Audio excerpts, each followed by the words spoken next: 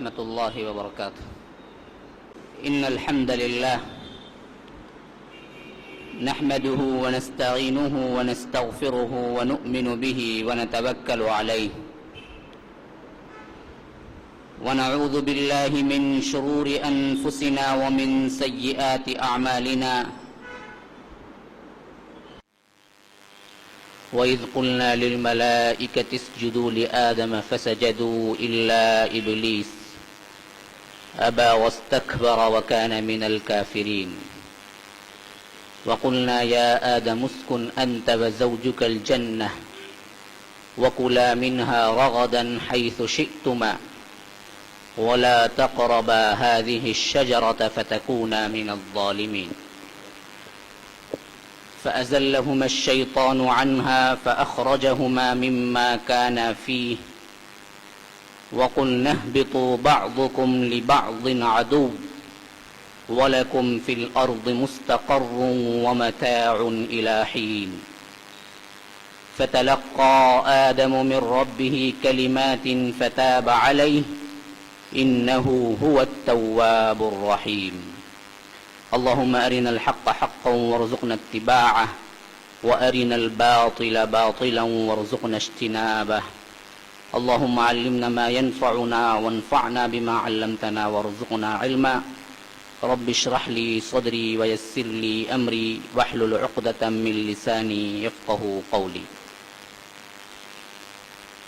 برادران اسلام، واجب الاحترام بزرگوں، دوستوں اور عزیز ساتھیوں، لائق احترام ماؤں اور بہنوں، تفسیر کا جو سلسلہ آپ لوگوں کے سامنے ہے، اس میں ہم نے گزشتہ کا جو مضمون پڑھا ہے، اس میں اللہ تعالی نے تخلیق کائنات کے بعد تخلیق انسانیت کے بارے میں تفصیل بتائی ہے، لیکن اس کی غائیت، اس کا مقصد جب تک ذہنوں میں نہ رہے گا، ان آیتوں کی اصل حقیقت تک پہنچنے کے لیے آپ کو اس کی تفسیر کی اصل غائیت اور مقصد کو سمجھنا بہت ضروری ہے۔ غائیت اور مقصد کیا ہے؟ نمبر ایک، انسان اس دنیا میں آیا ہے بے مقصد نہیں ہے، بلکہ با مقصد آیا ہے، کسی کام کے لیے آیا ہے، کسی کے طرف سے آیا ہے، نہ خود آیا ہے نہ خود پیدا ہوا ہے، نہ بیکار آیا ہے نہ شتر بے مہار آیا ہے، بلکہ باقاعدہ کام کی تجویز کے بعد تخلیق ہوئی ہے، کام کی تجویز کے بعد تخلیق ہوئی ہے۔ اسی وجہ سے ابتداءً جو ذکر اللہ تعالیٰ نے کیا ہے وہ تخلیق آدم کے سلسلے میں خلقیت یا ابتدا، جیسا کہ دوسرے صورتوں میں آیا ہے کہ انی خالق بشرا من صلصال من حمأ مسنون، کہ میں ایک بندہ بنانے والا ہوں جو کھنکھناتی ہوئی مٹی گارے سے۔ لیکن یہاں سورت کی ابتدا میں یہ بات ذہن میں رکھیے اچھی طرح، سورہ بقرہ کا جو ذکر آدم و ابلیس کا آیا ہے، یہ تقریباً کل قرآن میں 7 مرتبہ آیا ہے، 7 مرتبہ مفصل ذکر ہے اس کا، اور 7 مرتبہ کا آخری مرتبہ ہے جو سورہ بقرہ میں آیا ہے۔ کیوں؟ ترتیب پہلے مکی صورتوں کی ہوئی، بعد میں مدنی صورتوں کی ہوئی، لیکن ترتیب مصحف پہلے بقرہ رکھا گیا، بعد میں مکی صورتوں کو لایا گیا ہے، لیکن ترتیب نزولی کی حیثیت سے پہلے مکی صورتیں ہیں پھر مدنی صورتیں ہیں۔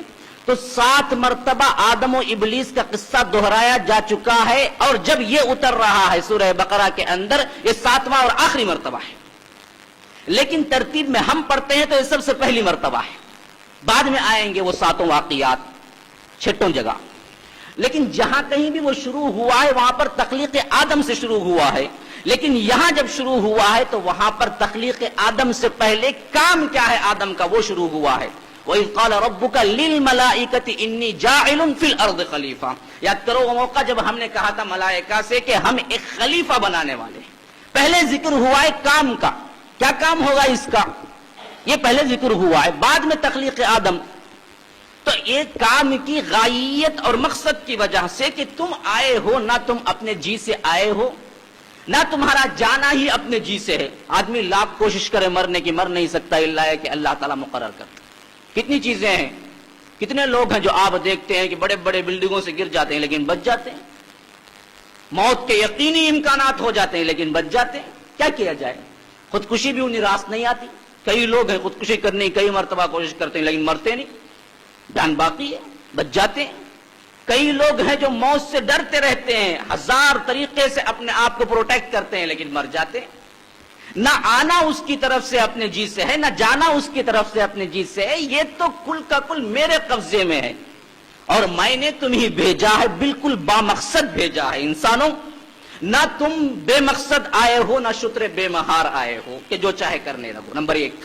نمبر دو، جب آئے ہو تو یہ بھی یاد رکھو کہ تمہارا جو آنا اس کائنات کے اندر ہوا ہے، یہ کل کائنات سے تم افضل ہو. تمہارا اپنی قدر و قیمت کو تم پہچانو. یہ نہیں کہ تم اپنے آپ کو ذلیل کرنے لگو، یہ نہیں کہ تم اپنے آپ کو ان چیزوں سے ڈرنے لگو یا ان چیزوں کے سامنے اپنے سر کو جھکا دو جو تمام چیزوں کو صرف تمہارے لیے پیدا کیا گیا ہے. یہ کل کائنات تمہارے لیے ہے. تم اتنے معزز ہو، حتیٰ کہ اتنے معزز ہو گئے کہ ہم اس کی اعزاز کے طور پر کل ملائکہ سے سجدہ لیا تھا. ورنہ اگر دیکھا جائے تو حقیقتاً سجدہ صرف اللہ کے لیے، کسی کے لیے سجدہ جائز نہیں ہے.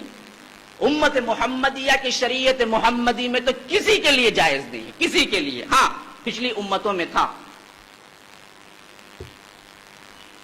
پچھلی امتوں کی شریعتوں کے اندر اعزاز کے طور پر سجدہ کرنا جائز تھا، عبودیت کے طور پہ نہیں، عبادت کے طور پہ نہیں، تعظیم کے لیے جھکنا جائز تھا. جیسا کہ ہم دیکھتے ہیں کہ حضرت ایوب، حضرت یوسف کے سلسلے میں ان کے بھائیوں نے سجدہ کیا تھا. انی رأیت 11 کوكبا والشمس والقمر رأیتهم لی ساجدین، سجدہ کرتے ہوئے ہم دیکھتے ہیں. ورفع ابویہ علی العرش وخروا له سجدا.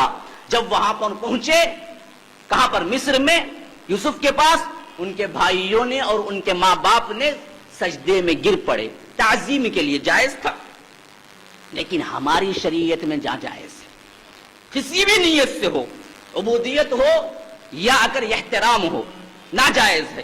جیسا کہ معاذ بن جبل کہتے ہیں ترمذی کی روایت کے اندر کہ ہم نے اللہ کے رسول صلی اللہ علیہ وسلم سے پوچھا تھا کہ جب میں نے بہت سے بادشاہوں کے ہاں سفر کیا تھا، ان کے پاس رکا تھا، تو وہاں دیکھا تھا کہ ان کے جو مصاحبین ہوتے تھے وہ تعظیم کے لیے اس کے لیے سجدہ کرتے تھے. تو میرے دل میں خیال آیا اگر ان بادشاہوں کے لیے دربار میں سجدہ ہو سکتا ہے تو ہمارے نبی کے لیے کیوں نہیں ہو سکتا جو سب سے معزز ہیں. تو میں نے جب واپس آیا اس سفر سے تو حضرت محمد الرسول اللہ صلی اللہ علیہ وسلم سے پوچھا کہ اے اللہ کے رسول، آپ کے لیے ہم سجدہ کیوں نہ کر لیں؟ اللہ کے رسول صلی اللہ علیہ وسلم نے اس کا جو جواب دیا ہے وہ یہی کہ اگر سجدہ اس امت میں کسی کے لیے جائز ہوتا تو یہ جائز ہوتا کہ بیوی کے لیے شوہر کو سجدہ کرے، لیکن اس کے لیے بھی جائز نہیں ہے تو کسی کے لیے جائز نہیں ہے.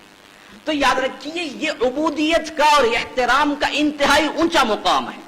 اگر عبودیت کی نیت سے ہو، اگر احترام کی نیت سے ہو، اسی اونچے مقام کا تذکرہ اللہ تعالیٰ ان آیتوں میں کر رہا ہے کہ وَإِذْ قُلْنَا لِلْمَلَائِكَةِ اسْجُدُوا لِآدَمَ. اب آئیے اصل مضمون کی طرف، مقاصد کو ذہن میں رکھیں، پھر آیتوں کا ترجمہ اور ترجمانی ہم کریں گے اور تفسیر کے نقطے کو میں بیان کروں گا.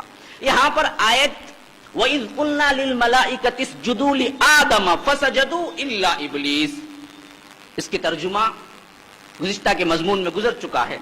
مضمون کی مناسبت سے میں نے ایک آیت اوپر سے کیا ہے چارٹ بنائی ہے آپ کو. تو اس حیثیت سے یاد کرو وہ موقع، قلنا، جب ہم نے کہا تھا للملائکہ، ملائکہ سے، فرشتوں سے، اسجدوا لآدم، آدم کے لیے سجدہ کرو، فسجدوا، پس سب نے سجدہ کیا، الا ابلیس، سوائے ابلیس کے، ابا، انکار کیا، واستکبر، تکبر میں پڑ گیا، وکان من الکافرین، اور کافروں میں سے ہو گیا. اب آیت میں دیکھیے سجدے کا لفظی ترجمہ ہم کیا کریں گے؟ سجدہ ہی کریں گے. بہت سے مفسرین نے اس کے اور معنی لیے، تذلل کے لیے، احترام کے لیے، لیکن وہ جو انتہائی اعلیٰ مقام ہوتا ہے احترام کا، یہ کس سے کروایا جا رہا ہے؟ انتہائی مقدس جماعت سے. آپ کون نہیں جانتا، ہم بھی فرشتوں کی مثال دیتے ہیں معصومیت کے لیے. آپ بھی کہتے ہیں کوئی معصوم ہو، کوئی معزز ہو تو فرشتہ صفت انسان ہے. جی اب ایسی محترم جماعت سے جن کا خود ایک احترام باقی ہے فرشتوں کا ہمارے دلوں کے اندر، ایسی محترم جماعت سے سجدہ کروانا آدم کے لیے وجہ کیا ہے اور اس کا ذکر یہاں پر کیوں ہے؟ ایک بات ذہن میں رکھیے، مقصد کی جو تاکید اللہ تعالیٰ دلانا چاہتا ہے کہ انسانوں تمہارا جو مقام و مرتبہ اس دنیا میں بنا کر ہم نے بھیجا ہے یہ کوئی معمولی مرتبہ نہیں ہے. یاد رکھیے انسان جب اپنے مرتبہ کو پہچانتا ہے نا، کبھی گری ہوئی حرکت نہیں کرتا. کبھی دل میں خیال بھی آئے، اب مثلا سمجھے کسی آفس کے آفیسر ہیں، مینیجر ہیں، آپ کوئی چپراسی کا کام کریں گے اس آفس میں، آپ مینیجر کی پوزیشن ہے، آپ کو واچ مین کا کام کریں گے کبھی آپ اس مینیجر کی سیٹ پہ بیٹھے ہوئے کبھی آپ اس کے آفس کے رولز کی خلاف ورزی کریں گے؟ سوچیں گے کبھی؟ اگر دل میں خیال آیا بھی تو پہلا خیال یہ آئے گا نہیں میں نہیں کر سکتا، کوئی اور کرے تو کرے، یہ میرا مقام نہیں، میں مینیجر ہوں یہاں پر. باہر جائیں آپ کتنی انہیں کھلواڑ کریں یہ کوئی اور بات ہے. وہاں پر رہتے ہوئے اس منصب پہ رہتے ہوئے آپ کو ہمیشہ نظر یہ رکھی میرا منصب اتنا اونچا ہے کہ میں اس کے مطابق رہوں. تو یہی منصبیت اللہ تعالیٰ بتانا چاہتا ہے کہ انسانوں یہاں پر تم جو آئے ہو تمہارا بڑا بلند مقام ہے. تم کہاں ان فکروں میں پڑ گئے ہو، ان دنیاوی لذات میں پڑ گئے ہو، ان چیزوں میں تم گم ہو گئے ہو. تمہارا مرتبہ و مقام تو بہت اونچا ہے. اگر مرتبہ مقام کو پہنچانا تو تم یہ سب کچھ تج دو گے، دنیا حقیر نظر آئے گی تمہارے سامنے. لیکن تم اپنے اقام کو گرا دو گے، اپنے مرتبے کو بھول جاؤ گے تو یاد رکھو یہ دنیا بہت بڑی لگے گی. آج وہی کچھ ہو رہا ہے. آج انسان اس دنیا کو اٹھا کے سر کے اوپر کیوں رکھ رہا ہے؟ وجہ اس کی یہ ہے کہ وہ اپنے مرتبے کو بھول چکا ہے. اللہ تعالیٰ مرتبہ یاد دلانا چاہتا ہے تمہارا مرتبہ یہ نہیں ہے. دراصل تم تو بہت معزز ہو، تمہارے لیے تو ہم نے فرشتوں کو حکم دیا تھا کہ سجدہ کریں. دل ملائکۃ اسجدوا لآدم. اچھا اب جب انکار ہوا ہے ابلیس کا، یاد رکھیے اس نے اللہ کی کوئی معصیت اور عبودیت سے انکار نہیں کیا تھا. انکار تو ہوا تھا آدم کے لیے سجدہ کرنے سے، اس نے اللہ کی عبادت سے انکار نہیں کیا. لیکن یاد رکھیے اس کی سزا بھی کیا ملی ہے اس کے لیے؟ زندگی بھر کے لیے رائندہ درگاہ ہو گیا، مایوس کر دیا گیا. اسی سے ابلیس نام پڑا ہے، مایوس نا امید ہو جانا. اور اللہ تعالیٰ نے گارنٹی دے دی کہ جہنم میں تجھ سے لأملأن جہنم من الجنۃ والناس اجمعین، کہ تجھ سمیت جتنے بھی تیری پیروی کریں گے سب کو بھر دوں گا. لیکن کیا گناہ ہے؟ گناہ یہ نہیں کہ وہ اللہ کی عبادت کا انکار کیا، وہ آدم کے سجدے کا انکار کیا تھا، آدم کے لیے سجدے کا انکار کیا تھا. تو یاد رکھیے واقعہ تخلیق کا جو ہے اگر اس پر انسان غور کرے کہ اس سے ہمیں کیا نتیجہ اخذ ہوتا ہے تو یاد رکھیے کہ انسان کی شرف اور منزلت کو اللہ نے اتنا بلند مقام دیا ہے، اتنا بلند مقام دیا ہے کہ کائنات کے جیسا کہ روایتوں میں آیا 18,000 مخلوقات ہیں، 18,000 صنفیں ہیں اور ان میں کئی ہزار پھر مخلوقات ہیں. سمندر کا ایک عالم ہے، سمندر کے عالم میں مچھلی ہے یہ تو ہم جانتے ہیں، ایک عالم مچھلیوں کا ہے. لیکن ایک مچھلی میں کتنے صنف کی مچھلیاں ہیں یاد ہے؟ کوئی اندازہ کر سکتا ہے؟ سائنس پہنچی ہے، بڑے بڑے کیٹیگریز بنائی ہے، جماعتیں بنائی ہیں. نباتات میں الگ الگ جماعتیں ہیں، حیوانات میں الگ الگ جماعتیں ہیں. لیکن پھر کیا کوئی دعویٰ کر سکتا ہے کل دنیا میں کتنے صنف ہیں؟ سب کچھ سائنس نے جان لیا ہے؟ ابھی تو بہت کم جانا ہے، ابھی بہت جاننا باقی ہے. تو اتنے بڑے عالم ہیں، اتنی مخلوقات ہیں، ان تمام میں سب سے افضل، سب سے معزز انسان کو بنایا ہے. یہ اعزاز، یہ احترام، یہ تقدیس، یہ شرف انسان کو کیوں ملا ہے؟ اور جب مل گیا ہے تو اس کی پاسداری تمہیں کرنی ہے. تم اب کوئی گری ہوئی حرکت نہیں کرنی ہے جو تمہارے منصب سے تم کو گرا تھے. تو یہی بتلانے کے لیے تخلیق آدم کا جو پورا واقعہ اللہ تعالیٰ یہاں پر ذکر کر رہا ہے کہ سجدہ فرشتوں کے ذریعے کروایا گیا. پھر جس نے انکار کیا